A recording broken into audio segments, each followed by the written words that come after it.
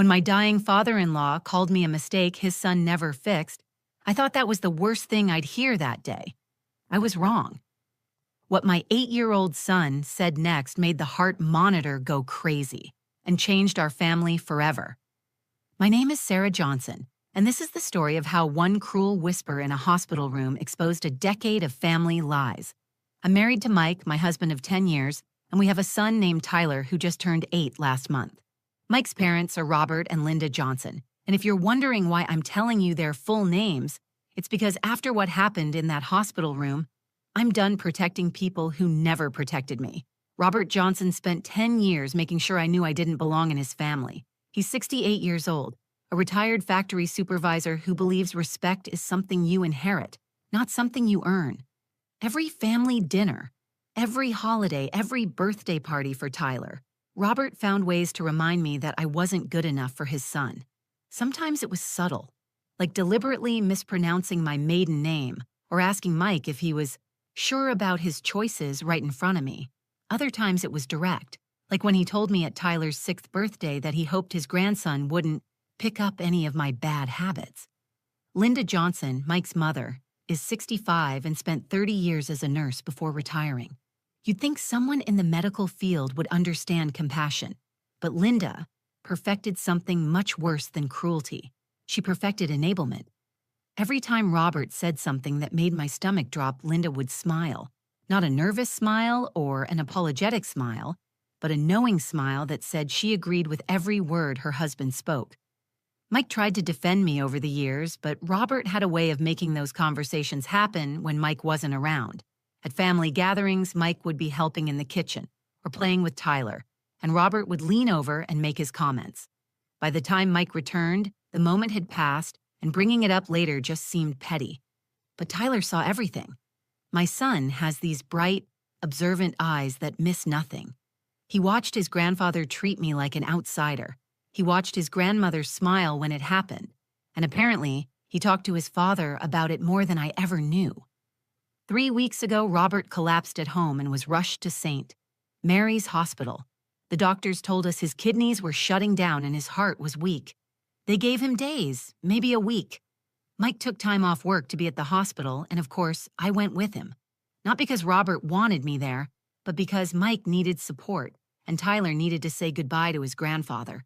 That's how I found myself standing in room 314, watching machines keep my father-in-law alive while he used his final breaths to tell me I was never supposed to be part of his family.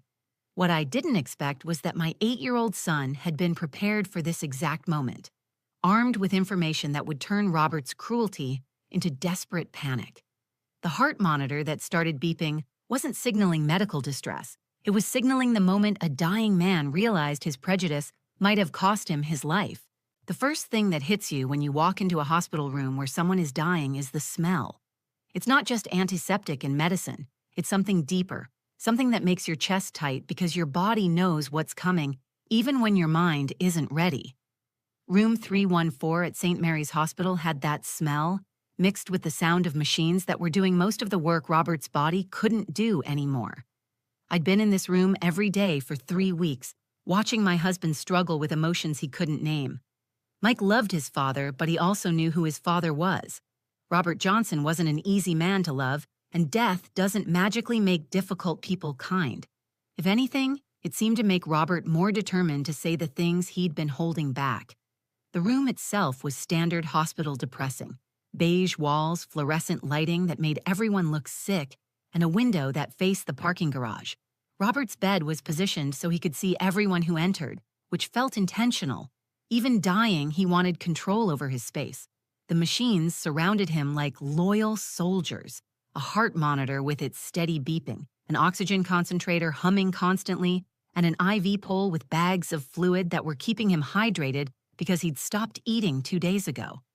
Linda had claimed the chair closest to Robert's bed, which surprised no one. In 37 years of marriage, she'd never been more than 3 feet away from her husband when he needed her. She wore the same navy blue cardigan she'd worn every day since Robert was admitted, and her gray hair was pulled back in the same tight bun she'd maintained since I'd known her. Linda was the kind of woman who found comfort in routine, even when that routine was watching her husband die. Tyler had adapted to the hospital environment the way children do, with an acceptance that both amazed and broke my heart. He'd brought his coloring books and a small container of crayons, and he'd set up what he called his art station in the corner chair by the window. The nursing staff loved him because he was quiet and polite, always saying please and thank you when they checked on Robert. But I could see the strain in my son's face. 8-year-olds shouldn't have to learn about death in real time, watching machines do the work of keeping someone alive. Mike had been incredible through all of this, but the stress was wearing on him. He'd lost 15 pounds because he wasn't eating regularly.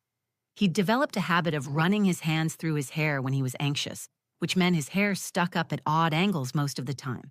His job had been understanding about the time off, but I knew he was worried about falling behind. Mike was the kind of person who handled stress by trying to control everything he possibly could, which meant he'd appointed himself the family coordinator for all things Robert. That afternoon, Mike had gone downstairs to handle insurance paperwork and speak with the social worker about hospice arrangements. We'd been putting off that conversation, but the doctors had made it clear that Robert wouldn't be coming home. The paperwork was extensive, and Mike wanted to handle it himself rather than burden me with the details. He'd been gone about 30 minutes when Robert decided it was time for our conversation. I'd been standing by the window watching Tyler color a picture of what looked like our house. He was using brown for the roof and yellow for the walls, the same colors as our actual house, and he'd added a tree in the front yard that was much bigger than our real tree. Children's drawings always made everything look happier than reality. The atmosphere in the room had been tense but quiet. Linda was reading a romance novel, something with a shirtless man on the cover that seemed inappropriate for a hospital room, but somehow fit Linda perfectly. She'd always escaped into books when real life became too much to handle. Robert had been dozing on and off, his breathing shallow but steady. I should have known something was coming when Robert's eyes opened and stayed open. He had this way of looking at people when he was preparing to say something significant. It wasn't a kind look or even a neutral look. It was the look of someone who'd made a decision and was committed to following through, regardless of consequences. The machines continued their steady rhythm, completely unaware that the family they were monitoring was about to fall apart. Tyler kept coloring, focused on adding details to his tree. Linda turned a page in her book, still smiling at whatever romantic scene she was reading. And Robert cleared his throat, which was my signal that our decade-long Cold War was about to become something much more direct and much more final. Robert's voice was weaker than it had been even yesterday, but when he motioned for me to come closer to his bed, there was nothing weak about his intention. I hesitated for a moment, glancing at Tyler, who was still absorbed in his coloring, then at Linda, who had looked up from her romance novel with curious eyes. Something in Robert's expression told me this wasn't going to be a request for water or a question about Mike's whereabouts. I walked the few steps to his bedside, close enough that he wouldn't have to strain his voice, but far enough away that I could step back quickly if needed. Robert had never been physically threatening, but there was something about a dying man that made every interaction feel unpredictable. His eyes were clearer than they'd been in days, as if he'd been saving his energy for this specific moment. "Sarah," he said, and even my name sounded like an accusation coming from his lips. "Come closer. There's something I need to say to you before I die." The way he said "before I die" made my skin crawl, not because he was acknowledging his mortality, but because he was using it as justification for whatever cruelty was about to come. I took one small step closer, my hands instinctively clasping together in front of me, a defensive gesture I'd developed over years of Robert's verbal attacks. "You know what I regret most about dying?" Robert's voice was barely above a whisper, but every word was deliberate and clear. "That I never convinced Mike to fix his mistake. You were never meant to be part of this family, Sarah. You're not my real daughter-in-law. You're just an accident he never corrected." The words hit me like a physical blow.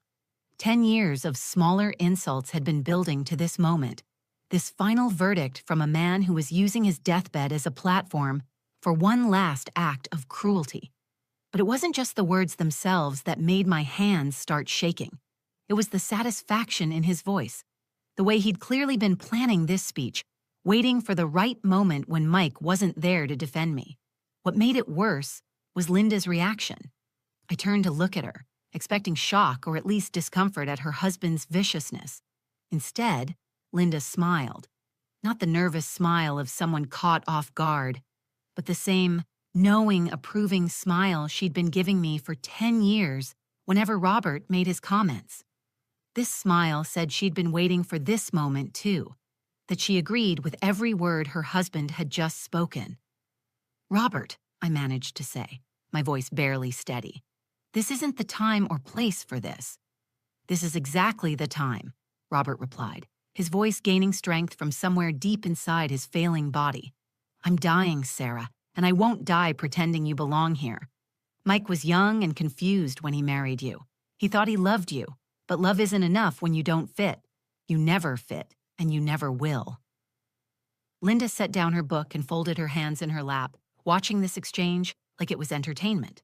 "Robert's right, dear," she said, her voice gentle but firm. "Some things need to be said. Mike deserves better than settling for his first mistake." The word mistake, coming from Linda, felt like a betrayal on a completely different level. Robert had always been openly hostile, but Linda had maintained a facade of politeness for 10 years. Her mask was finally off, and underneath was someone who had been judging me just as harshly as her husband, just more quietly. I felt my face burning with anger and humiliation. Tyler was still in the room, still coloring, but I could see his crayon had stopped moving. He was listening to every word, watching his grandparents tell his mother she didn't belong in the family. This was the legacy they wanted to leave him? This was how they wanted to spend their final days? "You've made your point," I said, stepping back from Robert's bed. "Both of you have made your point very clear." But Robert wasn't finished. The boy deserves to know the truth about his family. He deserves to know that real families don't happen by accident. They happen because people choose wisely. That was the moment I realized this wasn't just about hurting me. Robert was planning to poison Tyler's perception of our family, to plant seeds of doubt about whether Mike had made the right choice in marrying me. He wanted Tyler to grow up questioning whether his parents' marriage was legitimate, whether his mother was worthy of the Johnson name. My hands stopped shaking and clenched into fists. I was done being Robert's target, and I was absolutely done with him using Tyler as ammunition in his war against me. But before I could respond, before I could defend myself or protect my son, Tyler stood up from his chair. His small voice cut through the tension in the room like a blade. "Grandpa, Dad told me what to say if you ever said something mean about Mom again." The moment Tyler spoke, everything in room 314 changed. The air itself seemed to shift, becoming thick with anticipation and something else I couldn't quite identify. My 8-year-old son was standing beside his little chair, his Spider-Man coloring book still open in his hands, but his posture was different. He wasn't the quiet, well-behaved child who had been sitting in the corner for the past 3 weeks. He was someone I'd never seen before, someone who had been waiting for this exact moment. I felt my heart stop. Tyler had heard everything, every cruel word Robert had whispered, every enabling smile from Linda, every moment of this verbal assassination that was supposed to be Robert's final gift to me. But instead of looking hurt or confused, Tyler looked prepared. There was something in his eyes that reminded me of Mike when he'd made up his mind about something important. "Tyler, honey, maybe you should go find your dad," I said quickly, my voice barely controlled. The last thing I wanted was for my son to get caught in the middle of Robert's deathbed cruelty. Children shouldn't have to witness their grandfather's final act of hatred, and they definitely shouldn't feel like they need to defend their mother from a dying man. But Tyler shook his head, his grip tightening on his coloring book. "No, Mom. Dad said this might happen. He told me exactly what to say." Robert's eyes narrowed as he looked at his grandson. Even weakened by kidney failure and heart problems, Robert still had the ability to make people feel small with just a look. "Boy, this is grown-up business. You don't understand what's happening here." "I understand that you're being mean to my mom," Tyler replied, his voice steady in a way that made my chest tight with pride and terror. "I understand that you think she doesn't belong in our family. Dad said you might say that someday." Linda leaned forward in her chair, her romance novel forgotten. Tyler, sweetheart, your grandfather is just trying to help you understand some complicated things about families. Dad already explained it to me, Tyler said, looking directly at Linda with an expression that was far too mature for an 8-year-old. He said sometimes grown-ups think they know better than other grown-ups about who should love who. He said Grandpa might try to make me think bad things about Mom, but that I should remember something important if that happened. I was frozen in place, watching this conversation unfold with a mixture of amazement and horror. Mike had prepared Tyler for this possibility. My husband had actually anticipated that his dying father might use his final days to poison our son against me. The thought that Mike had seen this coming and had armed Tyler with a response made me realize how much my husband had been protecting me from, how much he'd been managing behind the scenes. Robert struggled to sit up straighter in his hospital bed, his face flushed with anger despite his weakness. "What exactly did your father tell you to remember, boy?" Tyler walked closer to Robert's bed, his small feet making no sound on the hospital floor. He still held his coloring book, but now it looked less like a child's toy and more like a shield. "Dad said if you ever called Mom a mistake or said she didn't belong in our family, I should tell you something that might change your mind." "Nothing is going to change my mind about your mother," Robert said, his voice gaining strength from his anger. "I've had 10 years to form my opinion, and I'm not going to pretend otherwise just because I'm dying." "Dad said you might say that too," Tyler replied calmly. "He said you're really stubborn and that you don't like to admit when you're wrong about important things." Linda stood up from her chair, her face showing the first signs of genuine concern I'd seen from her in 3 weeks. "Tyler, maybe you should wait until your father gets back before you say anything else." But Tyler was already committed to whatever path Mike had prepared him for. "Mom, did you know that Dad talks to me about grown-up stuff sometimes? He tells me things that he thinks I'm old enough to understand, even if other people think I'm too little." I nodded, not trusting my voice to remain steady. Mike had always treated Tyler like a capable, intelligent person rather than just a child. It was one of the things I loved most about my husband, the way he respected our son's ability to handle difficult concepts when they were explained properly. "Well, Dad told me that sometimes families have secrets that protect people, and sometimes those secrets have to come out when people are being unfair." Tyler looked directly at Robert, his young face serious and determined. "Dad said Mom has been protecting a secret that could help save your life, but you've been too mean to her for too long, and she might not want to help you anymore." The heart monitor started beeping faster. The heart monitor wasn't beeping from medical distress. Robert's vitals were actually stabilizing as adrenaline flooded his system, his body responding to shock in a way that made every machine in the room register the change. His face had gone from flushed anger to pale confusion in the span of seconds, and his eyes were locked on Tyler with an intensity that would have been frightening if my son hadn't been so clearly in control of the moment. "What secret?"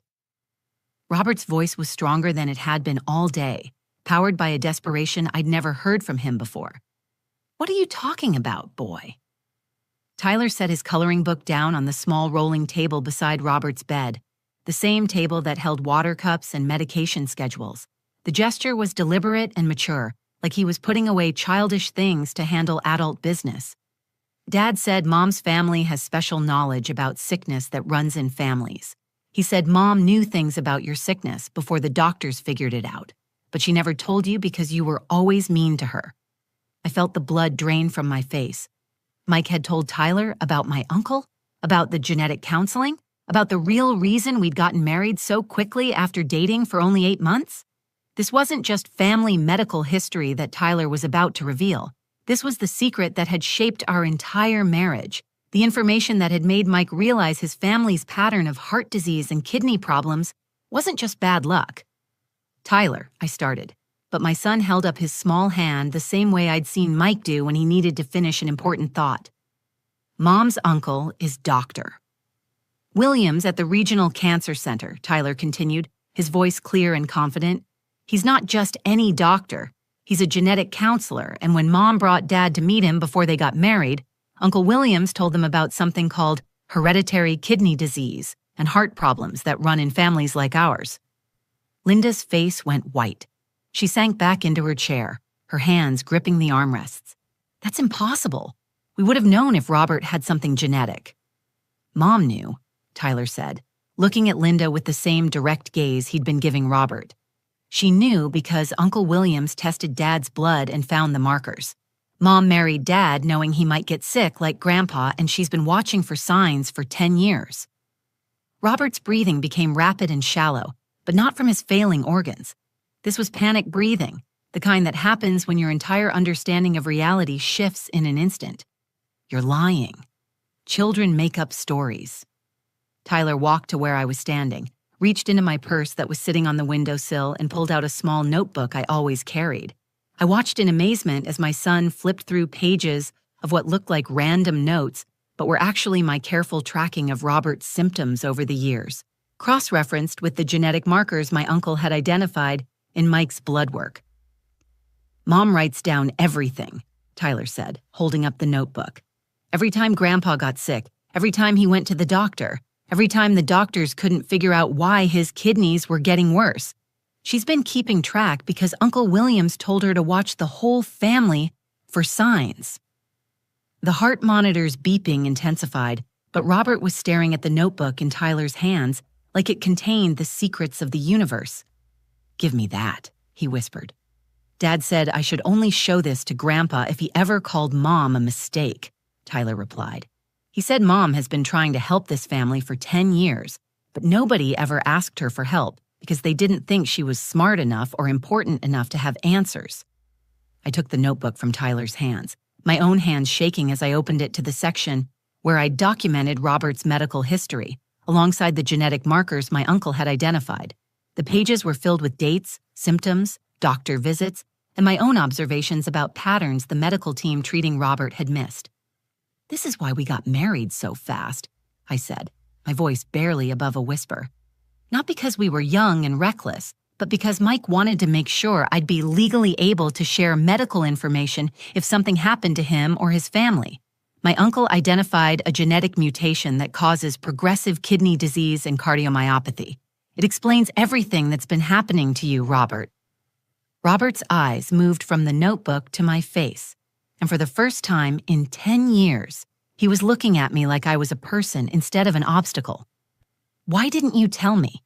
"Because every time I tried to talk to you about anything medical, you told me to mind my own business," I replied. "Because you made it clear that my opinions and my family's expertise weren't welcome in your life."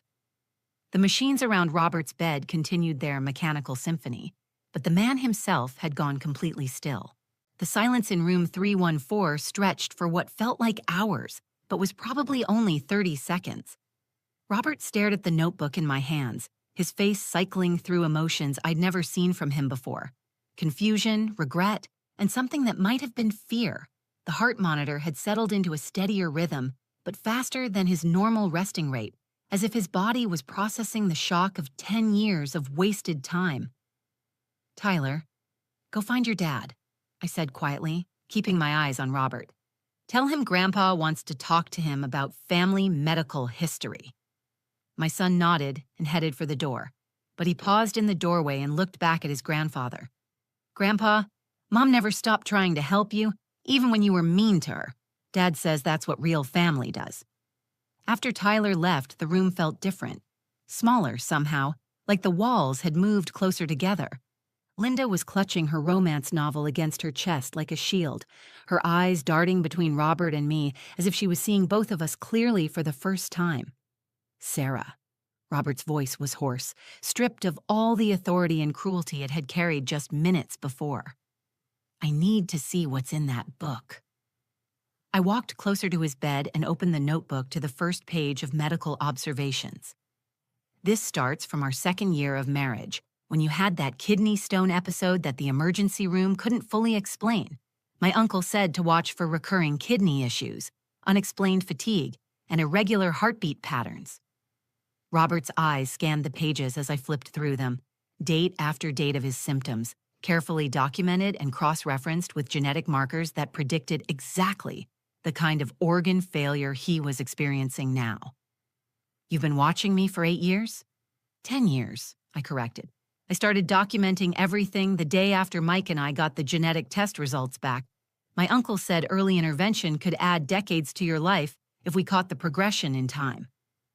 Linda finally spoke, her voice small and shaky. Robert, all those times Sarah asked about your doctor appointments, all those times she suggested you get second opinions on your test results. She was trying to help, Robert finished, the words sounding foreign in his mouth. She was trying to save my life, and I thought she was being nosy. I closed the notebook and set it on his bedside table. The genetic mutation is called ADPKD with associated cardiomyopathy. It's autosomal dominant, which means Mike has a 50% chance of having it, and Tyler has a 25% chance. We've been monitoring both of them since Tyler was born. Robert closed his eyes, and when he opened them again, they were filled with tears. How much time did I waste? How much time could I have had if I'd listened to you? I don't know, I answered honestly. Maybe years, maybe decades. The treatments work best when you start them early before the kidney damage becomes severe. Why didn't you just tell me anyway? Robert asked. Why didn't you force me to listen? I pulled the visitor chair closer to his bed and sat down for the first time in 3 weeks of hospital visits. Because you made it clear that nothing I said mattered to you. Because every time I tried to be part of this family, you reminded me I didn't belong. Because I got tired of fighting for respect from someone who was determined not to give it. When Mike returned with Tyler, he found his father asking detailed questions about genetic testing and treatment options. Robert wanted to know everything. How long had we known? What treatments were available? Could Tyler be tested safely at his age? Was there anything that could still be done for Robert himself? Mike answered every question patiently, pulling up medical websites on his phone and explaining the genetic counseling process that had guided our family planning for the past decade. For the first time in my memory, Mike's parents hung on every word he said, treating him like the intelligent, capable man he'd always been, instead of the child they still thought they were raising. Linda approached me as Mike and Robert discussed treatment timelines. Sarah, I owe you an apology that I can't possibly make adequately. You owe me 10 years, I replied, but apologies are a start. Robert lived for 6 more days after our conversation. He spent those days asking questions, reading medical articles Mike printed for him, and talking to Tyler about the importance of family medical knowledge. On his last day, he asked to speak to me privately. I was wrong about you, he said simply. You weren't the mistake. I was. Sometimes the people we desperately want to accept us aren't worthy of the effort. But sometimes, if we're very lucky, they figure that out before it's too late. Robert died knowing that the daughter-in-law he'd rejected had been trying to save his life for 10 years. If this story moved you, please share it with someone who needs to hear it. Comment below about your own experiences with difficult family relationships and subscribe to our channel for more real stories about love, loss, and the complicated truth about family.